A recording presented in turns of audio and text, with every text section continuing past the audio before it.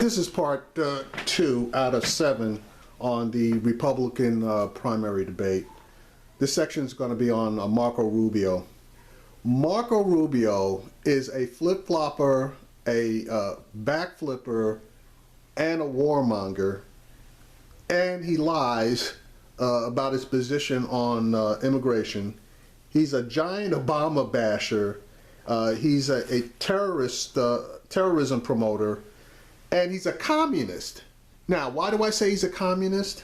I say he's a communist because, in my opinion, only the communists monitor all of your communications without your knowledge or permission. And basically, you know, communists or terrorists, they basically torture people to get information out of them. Now, I'm going to play 4 clips from the debate, and I believe the first one is really going to back up my stance with him as far as the NSA monitoring your communications are concerned, and also the torture aspect. So here we go. You know, Rand and I have some significant issues on policy, but I respect Rand. He believes everything he stands for. I do respect Rand, but I want to be frank about what I stand for. I believe the world is a safer and a better place when America is the strongest power in the world. And I believe only with a strong America will we defeat this radical group, this apocalyptic group called ISIS. That's why when I'm president, we are going to rebuild our intelligence capabilities, and they're going to tell us where the terrorists are. And a rebuilt U.S. military is going to destroy these terrorists. And if we capture any of these ISIS killers alive, they are going to Guantanamo Bay, Cuba. And we're going to find out everything they know. Because when I'm president, unlike Barack Obama, we will keep this country safe. So, as I stated, he's into torture because sending people to Guantanamo and getting information out of them, everybody knows how to get information out of people in Guantanamo. They torture them. And as far as rebuilding the security of the nation, as far as the intelligence is concerned, that's code word for letting the NSA run wild. So that's clip number 1. I'm going to jump to clip number 2. Okay, here goes Rubio on his terrorism kick again. I'm going to run the clip now. And I think that's a bad idea for the following reason. ISIS is the most dangerous jihadist group in the history of mankind. ISIS is now found in affiliates in over a dozen countries. ISIS is the group that burns people alive in cages, that sells off little girls as brides. ISIS is the group that wants to trigger an apocalyptic showdown in the city of Dabiq. Not the city of Dubuque. I said that once around time. The city of Dabiq in Syria. They want to trigger an apocalyptic Armageddon showdown. This group needs to be confronted and defeated. They are not going to go away on their own. They're not going to turn into stockbrokers overnight or open up a chain of car washes. They need to be defeated militarily, and that will take overwhelming U.S. force. Today, we are on pace to have the smallest army since the end of World War II. The smallest Navy in 100 years, the smallest Air Force in our history. You cannot destroy ISIS with a military that's being diminished. When I'm president, we are rebuilding the U.S. military because the world is a safer and a better place when America is the strongest military in the world. Now, my question is this. By all estimates, okay, ISIS has approximately 50,000 guys in it. But you know something? Fine. Double it to 100,000. Are you trying to tell me that the depleted U.S. military in its current condition is not strong enough to beat 100,000 guys? But the way that these guys talk, it's like we're running around with 20 guys against a couple of million, which is a bunch of crap. All these guys want to do is they never saw a war they didn't want to fight, and they never saw a defense budget that didn't need more money. But anyway, let me jump to the next clip on Rubio, because I mean he really ticks me off. Okay, in this section you got Marco Rubio tap dancing around illegal aliens again, as far as immigration, legalization, and amnesty. Okay, let's be clear. Legalization. That means you may not may not be a citizen, but you are here legally. So I'm going to play this particular clip and watch him tap dance around this one. Of immigration. Senator Rubio, we start with you. When you ran for Senate in 2010, you made clear that you opposed legalization and citizenship for illegal immigrants. You promised repeatedly that you would oppose it as a U.S. Senator as well. Here are just a few examples. Watch. Never support it, never have and never will support any effort to grant blanket legalization amnesty to folks who have entered or stayed in this country illegally. First of all, earned path to citizenship is basically code for amnesty, is what they call it. And the reality of it is this. It is unfair to the people that have legally entered this country to create an alternative pathway for individuals who entered illegally and knowingly did so. You cannot grant amnesty. If the American people see us grant amnesty, they will never again believe in legal immigration. They will never again support it. And that's wrong for our country, bad for our future. Within 2 years of getting elected, you were co-sponsoring legislation to create a path to citizenship. In your words, amnesty.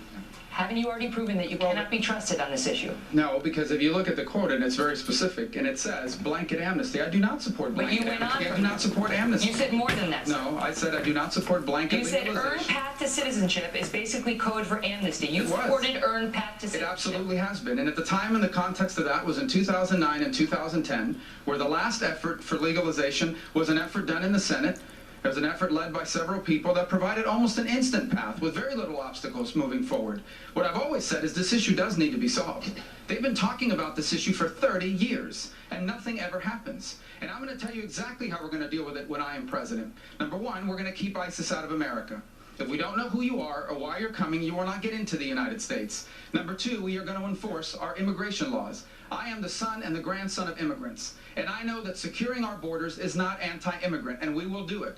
We will hire 20,000 new border agents instead of 20,000 new IRS agents. We will finish the 700 miles of fencing and walls our nation needs. We'll have mandatory E-Verify, a mandatory entry-exit tracking system, and until all of that is in place and all of that is working and we can prove to the people of this country that illegal immigration is under control, nothing else is going to happen. We are not going to round up and deport 12 million people, but we're not going to go around handing out citizenship cards either. There will be a process. We will see what the American people are willing to support, but it will not be unconstitutional executive orders like the ones Barack Obama has forced on. Governor Bush, Now, he danced around that like Fred Astaire. Megyn Kelly, and I'm not, a major fan, but anyway, she busted him, period. He jumped from legalization, then he jumps, throws out the buzz subject, ISIS, and how they're going to get into the country. Nobody's talking about that. Then he jumps around again, and he comes back to border security and everything else. But then he says something which was interesting. If people are illegal, they should be deported.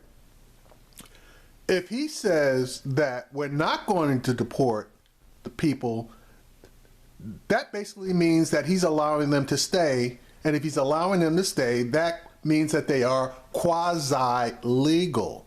So there's no getting around that one way or the other.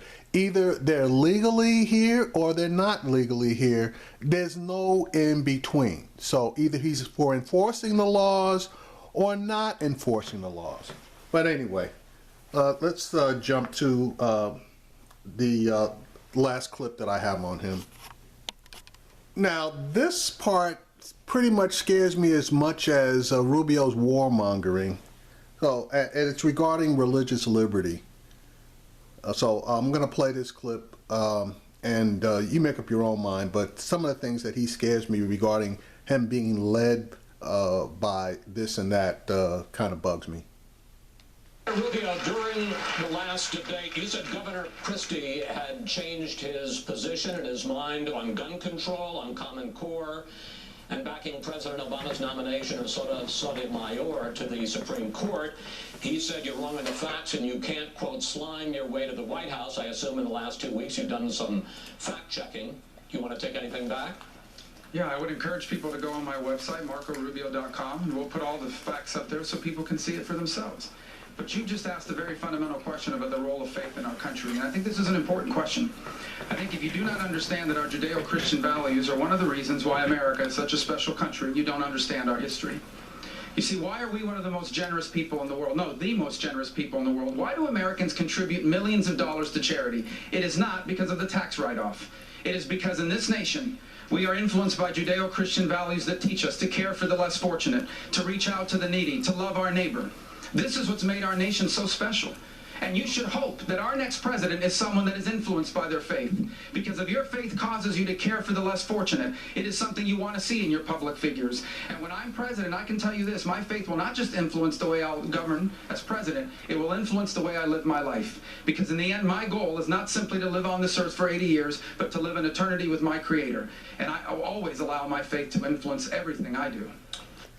Now, he's pandering, and he's also full of shit. But that being said, you would think that he and Cruz, but in particular Rubio, would be a little bit more sympathetic to people that are illegal immigrants. Why do I say that?